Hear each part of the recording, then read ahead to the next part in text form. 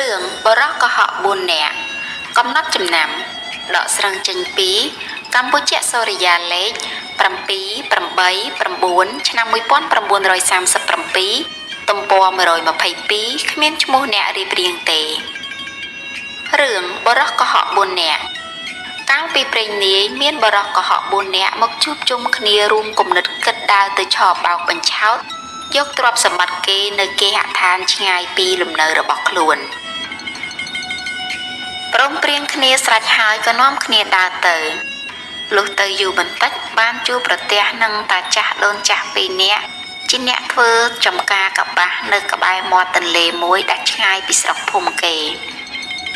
បរោះកុហកទាំង4នាក់នោះបានដឹងដំណឹងថាតាចាស់ដូនចាស់ជាអ្នកមានទ្រព្យសម្បត្តិច្រើនគ្រាន់បើក៏គិតគ្នាថា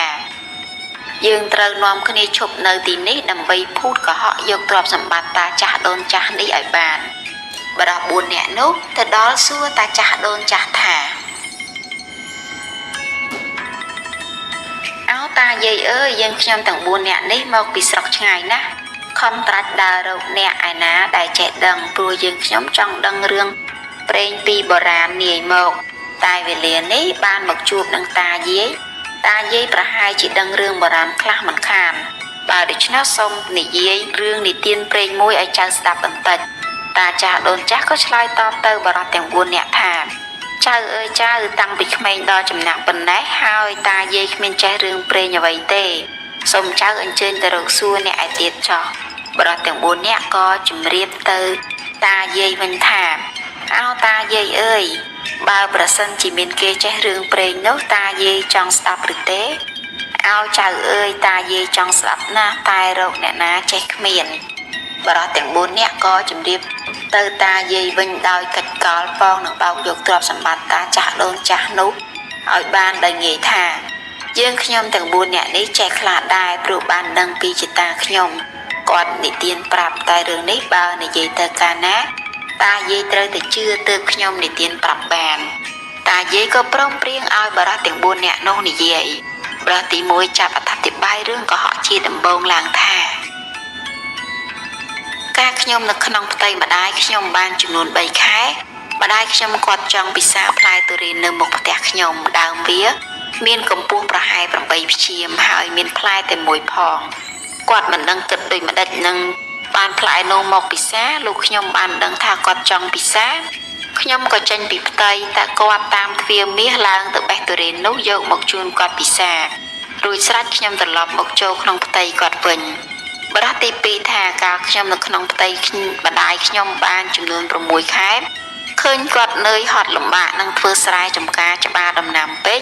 ខ្ញុំចេញពីផ្ទៃគាត់មកធ្វើស្រែចម្ការឃ្វាគោក្របីនៅណាំបាយដងទឹកជំនួសគាត់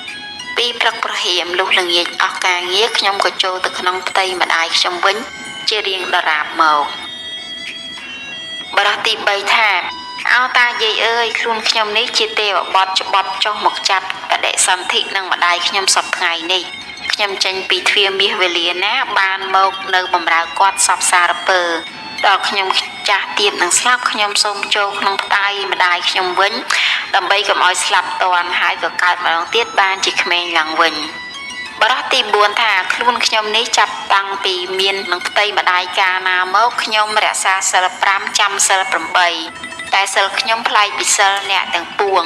ចង់ផឹកស្រាជក់អភិនសម្រាប់ជីវិតគេក៏បានលុះដល់ខ្ញុំស្លាប់ទៅ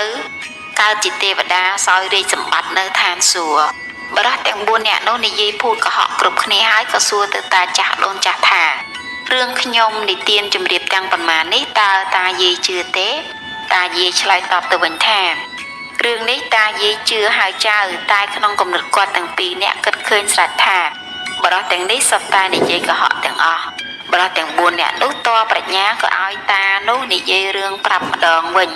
ប៉ុន្តែមុននឹងនិយាយតាចាស់នោះគាត់បានសន្យាដូចបរិសុទ្ធទាំង4នាក់នោះដែរលុះព្រមព្រៀងទាំងអស់គ្នាទើបតាចាស់និយាយតាថាអោចៅអើយកាលតានឹងនិយាយមកធ្វើចំការកបាសនេះបាន5-6ឆ្នាំមានទ្រព្យសម្បត្តិប្រាក់មាសល្មមនឹងចិញ្ចាំចៅទាំង4នេះបានតែនៅក្នុងឆ្នាំមួយមុននោះកបាសមិនផ្លែសោះមិនដឹងមានរឿងហេតុអ្វីមាន មួយថ្ងៃតាដើររុកក្នុងចំការទៅឃើញដើមកបាសមួយដើមទំហំប៉ុនដើមថ្នោតមានផ្លែមួយធំតាក៏ឡើងបេះមកយកទុកនឹងផ្ទះដល់តានឹងយាយនាំគ្នាបកមើលឃើញមានគ្រាប់4ក្នុងគ្រាប់ក្នុងមួយគ្រាប់មានកុមារម្នាក់គ្រាប់ទាំង4តាបានឲ្យយាយគាត់បំបៅ3បាច់រសាលុះដល់កុមារទាំង4នាក់នោះធំវេលាណាឡើងក៏នាំគ្នារត់ចោលតានិងយាយទាំងអស់ឥឡូវតាឃើញចៅទាំង4នាក់នេះត្រឡប់មកវិញហើយបរិះទាំង4នាក់ផាត់ភ័យខ្លាំងក៏នាំគ្នាឆ្លើយប្រកែកនឹងតាចាស់ដូនចាស់វិញថាមិនមែនទេតាយាយសួរទៅវិញថាហេតុអ្វីក៏ចៅថាមិនមែនបើចៅចេះតែប្រកែកយ៉ាងនេះនោះឃើញថាទាស់ខុសនឹងកិច្ចសន្យាហើយបើដូច្នេះត្រូវចៅទាំង4នាក់មកនៅបម្រើតាទើបត្រូវនឹងពាក្យសន្យាបរិះកុហកទាំង4នាក់កិច្ចមិនរួចក៏នៅបម្រើយាយតាទៅកតេសម្រាប់អប់រំពិចារណានៅក្នុងរឿងពាក្យច្រើនភូតចាញ់អាត្មា